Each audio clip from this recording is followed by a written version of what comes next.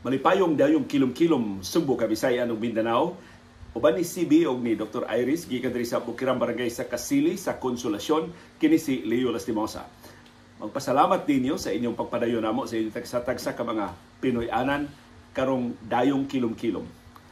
Ang atong sugilanon karong hapuna nag-uluhan og apps. Unsa inyong paborito nga mga applications sa inyong telepono o sa inyong mga desktop computers o sa inyong mga laptops o sa inyong iPad o mga gadgets. Muna itong isgutan karong hapuna. Para nako, ang labing mapuslanon nga gadget sa akong telepono, ma-Android man o ma-iPhone man, kaya nakasuway naman ko sa nagkalilain ng mga telepono, kinigid akong gadget sa libro. Gitawag na sa Android o sa Google o Playbooks. Gitawag sa iPhone o books. iBooks na sa una karon, books na lang. Ang libro nga imong ma-download gikan sa internet, digital siya silbi nga libro. Unya akong ipabasa sa built-in nga application sa telepono. Sumura siya og mahimo siya sib nga kining audiobook. Naagi negosyo ang Amazon nga audiobooks, mo subscribe ka, unya mobayad ka every year, unya entitled ka pila ka libro, or kung mobayad ka sa full amount, unlimited ang libro nga imong mabasa, tanang libro nga imong babasa. Pero di man ka magkinahanglan mabasa sa tanang libro. Unya tihik man ko, so di ko subscribe sa audiobooks. Ang bitaha sa audiobooks sa Amazon kay ang mga authors gyud mo mabasa sa ilang libro.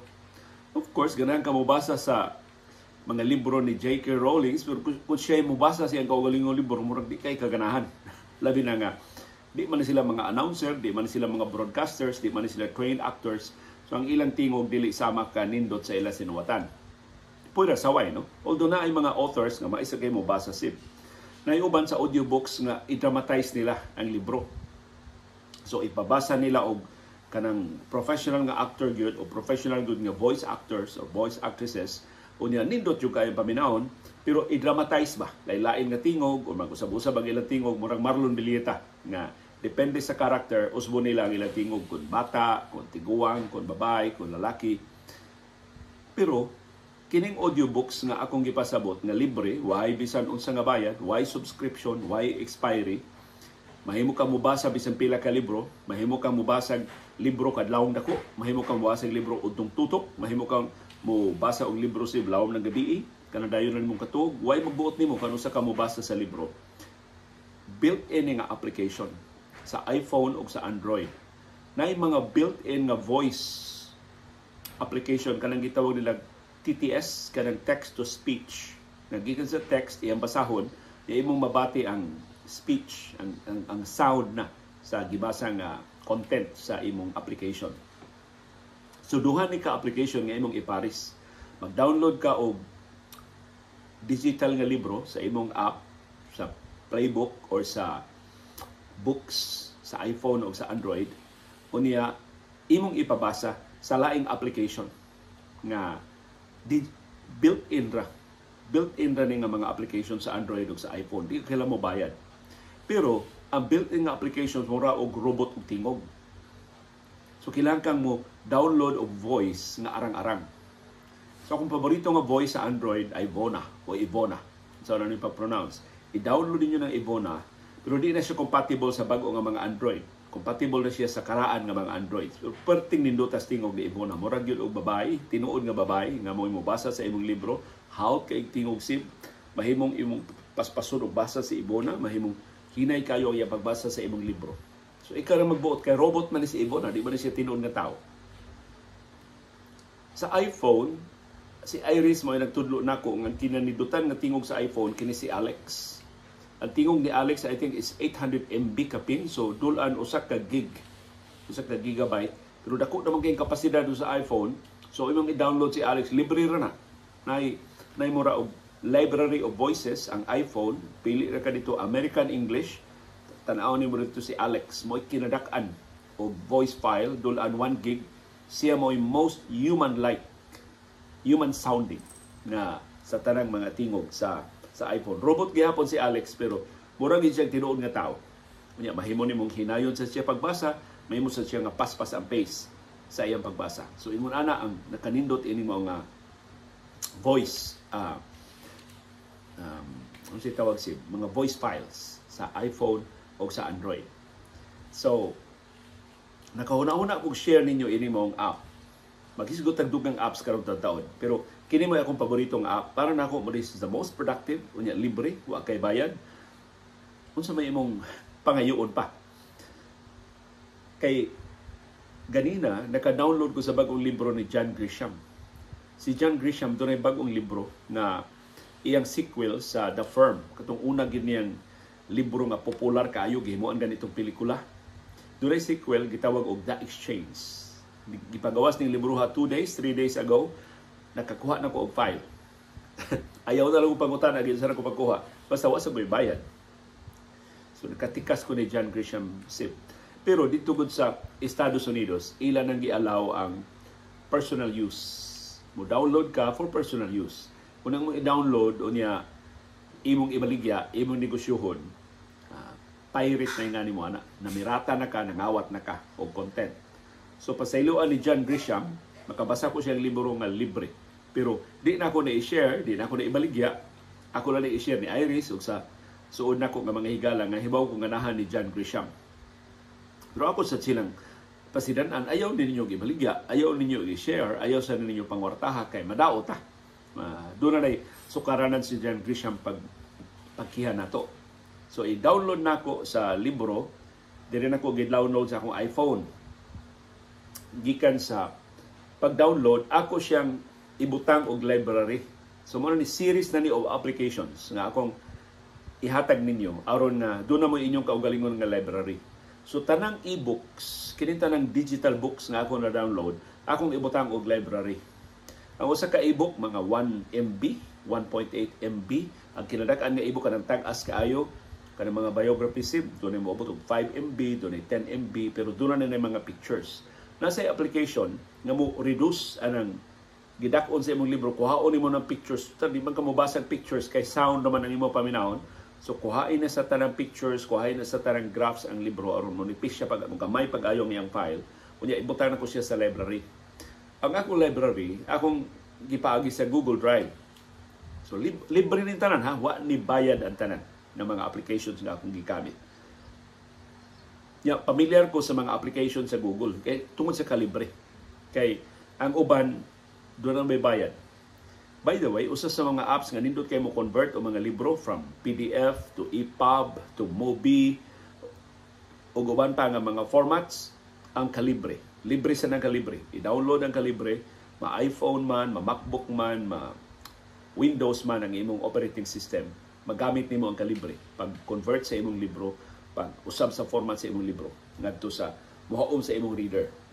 So ang tawag ining maong app sa Android o sa iPhone, book reader. Book reader gingan ini. Playbooks angan sa Android, books angan sa iPhone. Pero aron mas masabta na to, mabasa nimo ang libro. So kung imo basahon ang libro physically, mura kag nagpakli og pages sa application. Pero nindot kayo ang application tanahon, pero ang kay panahon pagbasa. Mahimo ka magbasa sa phone, mahimo ra gyud kayo kung doon kay panahon. Pero ako, gusto man ko nga samtang mag-walking ko, palibot there is by, magbasa ko sa libro, pinagi sa audiobooks. So akong, kunya ako iset ang libro, akong sugdan og basa, magbutang ko gamay nga headset sa akong headset nga gamay ra kaayo kay wa man ka mga speaker, wa man ka maghinahanglan nga doon na kay lugduon yang nindot kay headset. Yung kini audio ra man di man ni music. So di ka kilag stereo. Isag usara ka earpiece ang imong ibutang, okay na gina. Ayaw pala bining kusog kay mabungol ka, sakto ra gid nga makasabot ka. Igo ra ka mga basa. Listen nga, di na kakabati sa imong palibot. So, akong iset akong libro, kunya samtang magbasa ang robot sa akong libro, ako na mabati, i-off na ko ang screen sa libro. Mahimo kang ibutang sa akong bulsa ang screen sa akong telepono. So, makadaginot siya og baterya. Kaya di man kakinahanglan nga putanaw kay audio ra man imong gipaminaw. In fact, kung maayo jud ka mo concentrate, mahimo ra gyud ka nga maghimo sa imong telepono, mag-surf sa imong telepono, samtang nabasa siya og libro. So, dili siya mo conflict sa uban nimo mga application. Although, kung magsige pag-surf sa Facebook o sa Instagram, samtang nabasa ka sa imong libro, di nakakabasa. Di nakakasabot, di nakakasubay ba. Gawas kung ngingig ka ikang concentration. Pero mahimo na technically. Pero ako, ang akong himuon nga activity, kanili dili mo conflict sa akong pagbasa. So maglakaw ko. Samtang maglakaw ko, di ba ko kinalan nga tanaw sa akong telepono kay naglakaw man ko, pero masige og sigog kadungog sa akong libro. So useful kay ng application para nako. Kung gusto mo og guide, kung saan na siya paghimo, wa ni bayad ha. Libre ni tanan. Mahimo gyud nga mo text mo nako, mo chat mo nako. Ako mo hatagan og guide kung saan pag-install kini mo mga application, built-in nga mga applications tanan. Nara ni sa inyo mga telepono. Wa lang mo mahibaw nga naara di ini sa inyong telepono. But naa ni sa settings, tanaw ninyo sa iPhone, ang tawag ini niya is accessibility. I think sa Android mo sa accessibility. O niya pagita dito ang settings sa TTS o text to speech. Inyong i-download ang inyong tiyong i-activate, mahimo na mo nga makabasa og libro. Na kini akong library sa Google, ako sa nangibutang sa Google Drive. Ang Google Drive, mahimo kang magbutang og mga folders. Kalilain ng mga folders. Timan ni sa imong Google Drive doon na kay 15 gigabytes na file. So pila na ka libro ang imong mabutang. Kung mo-devote ka sa ka Google account para sa imong library sa mga libro. So maghimo ko og folder na akong i-share ni Iris, akong i-share sa uban na mo mga higala nga ganahan mo basa og mga libro. Kada upload nako sa og libro, sa bagong libro sa kong library, ako sila ingnon, ganahan ba mo na ako'y gi-upload nga bestseller sa New York Times this week. Kay kada semana doon na may bestsellers ang New York Times. Libre man na nimo ma-download gikan sa internet ang mga libro.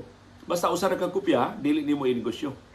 So ako sila ingnon. So ilang tan-awon dito, ganahan ko aning bagong libro ni John Grisham, ganahan ko aning bagong libro ni isa pa may favorite na libro ni Ken Follett, unsa ba na pag-pronounce ang apelyido si o ganahan ko sa bagong libro ni Allende. So ila ra nang tan-awon dito sa among library. So ako ra sang i-limit kinsa ray na access sa library. So kung gusto mo og access sa akong library, ya kung binsiya ko ninyo ganahan nyo mo mabasa og libro, di ninyo negosyohon ang libro, hatagan mo access sa akong library. Total, wa may limit kung pilay doon ay access ini mong library. So, mauna ang para nako useful kaayo nga application. Unya, sud na ni sa dagang, I'm sure nakabantay mo dili ni first time nga nag-istorya ko ninyo ini na istorya rin ako sa nangagi nga mga higayon. Kung napamatudan, epektibo ka ini, mapuslanon ka ini para sa mga gustong mabasa og libro on the go. Mag-drive mo sa inyo sakyanan, imbis maminaw mong music, mahimo mo maminaw og music, mahimo sa mong while magbasa sa libro. Kaya di man mo conflict ang music o ang libro. Gawas kon masing along na ka sa music, at di nakakasubay sa imong libro. Pero na sa mga libro mas serious kaayo, kaya mo concentrate yung ka paminaw. Na sa mga libro nga light ra kaisip, mahimo ra gyud nga maminaw sa ka og music sa background. So naka sa imong sakyanan, mahimo ka nga maminaw sa imong libro.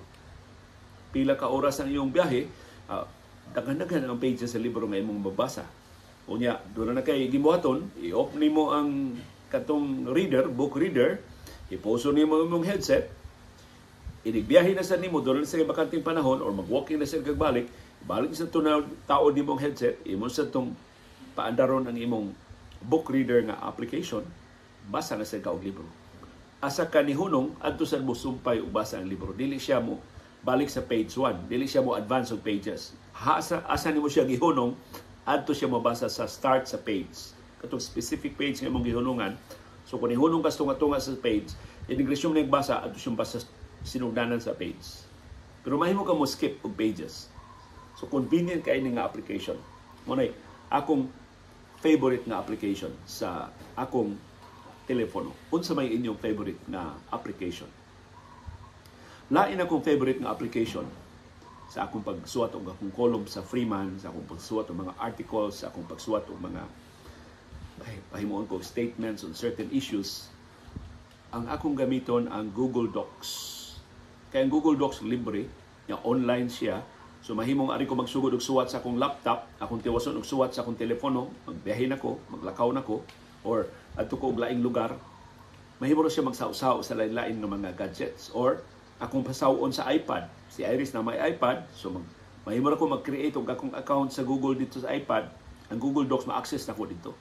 So mahimo ra isaw-saw, magsugod ko sa iPad, tiwason ako sa akong laptop. Sugod ko sa laptop, akong tiwason sa akong telepono. Depende ra gyud. Unya mahimo nimong i-share. So kung doon na kay article, doon na kay listahan, for example, sa palitunon. Parang gahapon ni Iris. Nagsabot mga ni Iris. Asa kay Mayo Arsog atong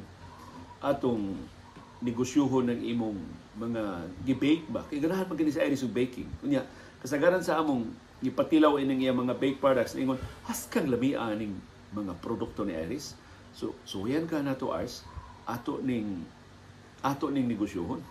Kanang magsuod na ta sa suod na itong mga higala ba? Pasuwayo na ito sa atong mga produkto ato sila pa desisyon o pili presyo. Ini mga produkto. Kita saan mo kwenta sa pili ingredients.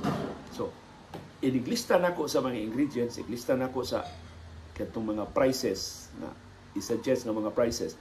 Akong i-share ni Iris ang akong lista. So, ma-access niya sa iyang kaugalingong gadget. Mahimo sa siya mo share dito. Mahimo ang akong sharing niya, mahimo siyang editor, mahimo siyang viewer lang. So kung viewer lang, igol na siya makakita, di siya maka-edit. Kung himo na ko siyang editor, mahimo siya makatabang mag-edit sa akong list. So convenient gud kaayo ang Google Docs. Kining Google Docs nagsugod ni isip karibal sa Microsoft document, may tawag na katong document sa Microsoft Word. Mao ni ang karibal sa Microsoft Word. Kaniadto, kung mo install kay Microsoft Word nga wa kay lisensya, mahimo kang rondahon sa Microsoft, ikiha kas NBI, ikiha kas kapulisan. Daghan kayo mga kompanya nga gikiha sa una kay nag-install sila og Microsoft Word nga application sa ilang mga personal computer, sa ilang mga opisina, nga wa sila lisensya gikan sa Microsoft. Di pangwarta man ni pag-ayo sa Microsoft. Pero tungod sa revolutionary nga technology sa Google, nga iyang himuan og online version ang Word. Iyang gitawag og Google Docs. Although ang Google Docs ato ning klaruhon dili sama ka kompleto sa Microsoft Word. Mas nindot yung gihapon ang Microsoft Word. Pero doon ay bayad ang Microsoft Word. Ang Google Docs libre. Kasagaran ko nato di man ta magamit og mga complicated na kay nga mga features sa Microsoft Word. Mahimo ra man ta mo gamit sa basic kaayo nga maka-bold ta sa letters, makausab ta sa font, makausab ta sa font size, makausab ta sa setting sa paragraph, makausab ta sa spacing. Basic kayo ng mga functions. Maka-underline ta og word, maka-indent ta og paragraphs. Imo na raman, di ba? Yan na tanan sa Google Docs. Sa kamalampuson sa Google Docs, ang Microsoft karon ni offer na sa ilang Word as for free. So, nanay online version sa Microsoft Word na free. Di na ka mabayad. Mahimo na ka nga mogamit ang Word online so ingon ana ka man ang puson ang Google nga ang hastang Microsoft ni usab siya sa ilang business model. Of course gibaligya gyapon nila ang Microsoft nga application, pero doon na kay option nga mo gamit sa Microsoft nga libre online mura na og Google Docs. But by this time ang Google Docs kompleto na kaayo. Nasa siya Google Sheets, nasa siya Google Slides. So tanang mga applications sa Microsoft nga binayran, doon ay counterpart ang Google nga libre. Mas maayo gihapon Microsoft kay doon na may bayad, pero passable lang gid kaayo ang mga applications sa Google. So ako lang ihulagway ninyo unsay mga applications sa Google nga akong gigamit para sa inadlaw nako nga programa sa akong trabaho. Pananglitan ining atong baruganan kada buntag ug initong panahom dayon kilom-kilom. Sa baruganan, ang akong gamiton nga application, ang Google Keep. Kanang Google Keep, anak ko diha maghimo sa akong research. Kung siya akong ma-research ng mga news articles, akong kuhaon ang mga detalye sa news articles, akong ibutang dito sa Google Keep. Gikan sa Google Keep, adto ko dito mag-edit. Ako ba ning mag-research pa ko ani mahitungod sa issue sa inflation rate nato. So mag-research unsa may inflation rate, unsa may so mangita ko og dugang research akong ipuno dito sa akong research. So manang inig-istorya na ko sa baruganan maro kompleto na kaayo kay ako na nagsumpay ang research sa nakalain nga mga ideas, sa nakalain nga mga data o facts o news developments anang particular nga issue. So anak ko diya sa Google Keep. Akong kanang Google Keep libre sab na, pero ang Google Keep very limited. Dili siya pareha kadako sa Google Docs na document niya. Ang Google Keep mura rin siya og note taking, kanabang di ka ka-adjust sa font, di ka ka-adjust sa font size. Usa ra gyud ka font sa Google Keep o niya limitado kaayo. Murag pang research ra gyud, mura siya note taking application ra gyud. So, pero sakto ra sad ikapuno sa Google Keep para na ko mapuno na ang akong programa sa baruganan. So, mura sa na siya magsilbi nga akong limit nga ikapuno sa Google Keep danon na ko enough materials para sa akong programa.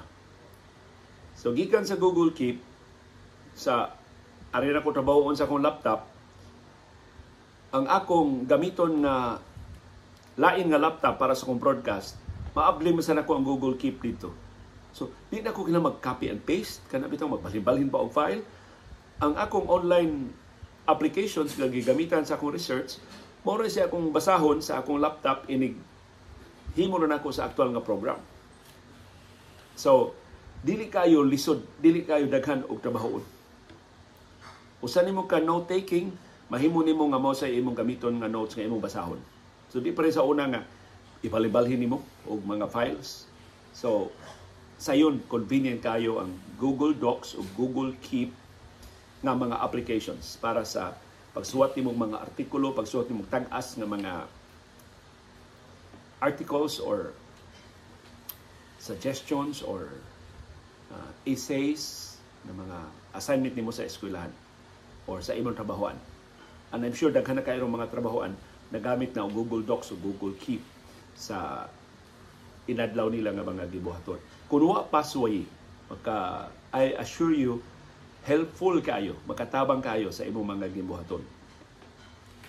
Ang laing app nga akong gusto i-share ninyo karong hapon, mao ang gitawag og Google Slides. Kining Google Slides, mao ni counterpart sa libre na counterpart sa Google sa PowerPoint presentation sa Microsoft. Ang PowerPoint presentation mao to'y ngilingig kaayo nga application pero dunay bayad. Ang Google Slides dili siya sama ka kompleto sa PowerPoint presentation pero tanang basic na aspect na maka illustration sa power sa Google Slides. Kaninyo makitaan nga mga headlines sa atong baruganan, kana makitaan ninyo na sa lower na portion sa atong screen ang mga headlines. Di ba tanawa naglihok, mag-ilis-ilis. Google Slides ang akong gigamit ana. So kanang usa ka headline, usa ka Google Slide. Ang sunod nga headline lain nga Google Slide. Akong illustrate kanang tadto, giun sana nako pag-animate. Kay nisuway man ko daghan kay mga applications. Mahimo ra ko mag-crawler, mahimo ko pero tanaw na ako ang crawler, murag kiat ba kayo niya? Daghan kay mga viewers na tumreklamo, kiata si mong screen liyo, maglabad among o. So kana na lang, tanaw ra na ang atong headlines. Di ka kabantay nga ni Kuana, dili kay siya kiat, pero nausab na ang text. Blain na sa nga storya. So, ang akong gibuhat ana, sa akong animation, gi-animate na ko siya. Dili animation nga katubitong mo scratch from the right, mo scratch from the left, mulupad gikan sa ibabaw, mulupad gikan sa ubos wa. Kuan na siya, fade in, fade out ra, dissolve ra mga animation sa kung gamit. Kanang kalma lang para dili kayo labad sa mata. So panindi palihog ninyo kanang atong mga sa screen mao na akong gigamit. So akong gi-set og ang headline, I think akong gi-set og 10 seconds. So 10 seconds una siya mo usab. Muhatag niyo og 10 seconds. So, I think igo na nga panahon aron makabasa mo sa headline, saan pa siya mo mausab ngadto sa lain nga headline. So akong gibuhat ana, ako nang diya sa Google Slides, akong gisumpay-sumpay ang kalilain nga mga storya. So samtang mag-research ko, paghimo sad ko og laing trabaho gitawag og headline writing. So mura sa newspaper ba, kay sa newspaper naa kay istorya, imong gi-edit ang storya, pagkahuman na maghimo kag headline na magrepresentar sa imong storya. So maghimo sa kog headline aron masakto ang akong headline sa space sa akong Google Slides. So kada akong Google Slides, usa ray size ana. Aron uniforme siya, dili mahimo nga mo mukalit lang dako, mukalit lang gamay, mapulaan mo og basa, usa ray gidako na sa font. Ang sa akong Google headline, nasa akong headline sa atong broadcast. So ako nang gibutang sa, I think akong Google Slides, ang akong size is 32. 32 ang akong font nga gigamit. Unya, maura ang font. Dili ko mag-usab-usab ang font. Mausab lang diha ang background para sa kanang naatay gamay nga advertisements sa inyo pagsuporta atong programa, gibutang nako og red. Kanang mga program advisories sa inyong mga sugyot aron mas nindot atong programa, gibutang nako og orange. Hatagi ra kog feedback, useful ba na or malipat mo ana or dunay mas maipaagi aron sa pagpahibaw ninyo og unsay advisories unsa inyo pagtabang sa atong mga programa. Palihog i-review ang akong content kay first time ni nga akong gi-discuss ninyo ang akong content. So, iset na ko na siya og 10 seconds. Unya, aron magamit na sa OBS, ako siyang pangitaan sib og online nga link. Na may menu ang Google Slides na mahimo nimong i-publish on the web. So actually, ako nang gi-publish sa web. Somewhere sa World Wide Web, naa na dito atong hilas nasige na og dagan. Akong kuhaon ang link anang mao akong gi-publish sa web. Imo namang gi-publish sa web. So, na siya link. Akong kuhaon ang link, akong ibutang sa OBS isip source, web browser source. Ibutang ako sa OBS, ang katong akong headline nga gihimo, makita na nako sa OBS. Ako na sa nang i-resize OBS, ako ibalhin sa ubos nga bahin sa screen. So, kanang gasigi og dagan nga headlines tuwa na sa Google Slides. Gasigi na siya dagan dito sa Google Slides. Unya, makita ninyo diha sa OBS. Libre ning tanan. Wa ni bayad ang tanan. Nya nakatunan lang ni nako tungod sa hinahinay nato nga pagtuon, unsay mas maayo, unsay mas nindot. Actually, ang tuyo na kung anong gi-discuss din ako mong applications kay kahibaw ko dunay mga nagtan-aw ron nga mas kamao pa bihatagi kong improvement unsa may mas maayo nga mga applications. Inyo lang bantayan tanan kong applications kasagaran Google na mga free applications. Doon na mo may nakitaan nga mas maayo nga mga applications nga mas nindot og look, mas mosayon ang akong trabaho sa pag-produce sa atong programa. Paliw isugyot diya sa atong comment box. Ang ako yung gustong sunod ako proyekto kining mga libre nga applications pag-edit og video. So kabantay mo, di man ko kay ganahan mo mukuha og video. But later on, makamauna ta mukuha og video, labi nag makatunong ta dunay baha, dunay bangga simbako, dunay mga aksidente. Mahimo ra gyud nga i-edit na sa nato atong mga video kay usa sa mga nabasahan ako nga mga suggestions pag-improve sa atong programa nga kun mahimo doon na natay video support. Komentaryo ta nga doon na natay video support. So wala sunod na itong project na kamauna ko unsa pag-edit og video. Ang kamao kayo ana si Ferdinand Manios, patundo niya ko nimo first unsaon na pag-edit ang mga video. Kanang pinaspasay bitaw nga edit kay kun mag-edit sa kaw niya tibok adlaw ka nga mag-edit wa na sa gilaing mahimo. So kanang labing sayon, labing basic nga editing para lang mahimong coherent, mahimong presentable, dili maglabad ang uo, unya makasabot dayon ng atong mga viewers sa dagan sa istorya. Nga dili kinahanglan og dako nga trabaho, dako nga gibuhaton.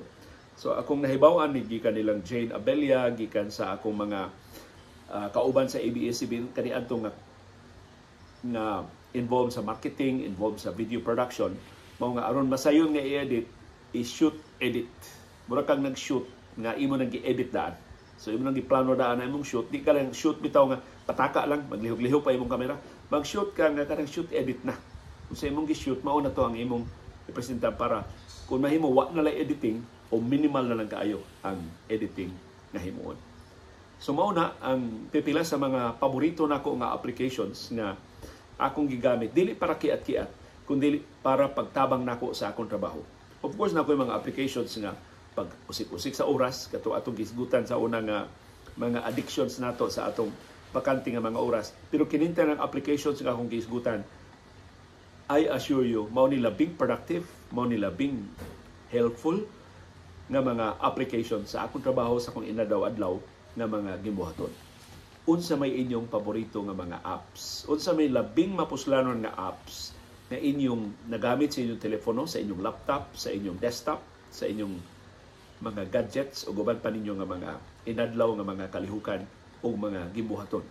Tulog i-share diha sa atong comment box aron masumpay o mabasahan na sa tanan nato nga mga viewers o maghiwaan na itaon sa itong mga best practices na uy kanindot tigud din mong paggamit din na nato di makatabang pata paghimong masayon sa atong mga kinabuhi o mga panginabuhi. Pero atang ito ninyo among negosyo ni Iris, kung magkasabot na may pilay ipresyo sa iyang mga produkto, amon yan na ipahibaw din kung kano sa mahimong available ang mga baked products ni Iris. Ako salim, ginganlan man ni si Sir Vic Vergara sab mo naghingan ining baking ni Iris nga baking with passion.